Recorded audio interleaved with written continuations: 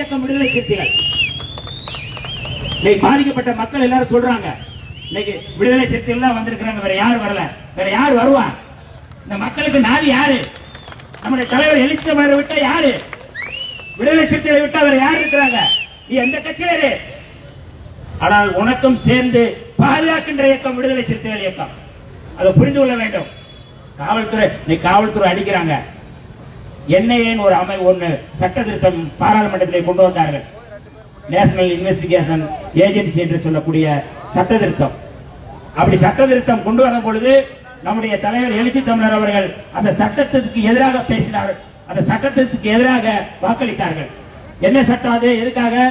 NIA வந்தால் தமிழ்நாடு காவல்துறையினுடைய அல்லது மாநிலத்தினுடைய காவல்துறையுடைய அதிகாரம் பறிக்கப்படும். அப்படின்னா காவல்துறைக்கும் சேர்த்து போராடுகின்ற இயக்கம் விடுதலை சிறுத்தைகளுக்கு யாரும் இல்ல, யாருமே இல்ல. அப்படி ஒவ்வொரு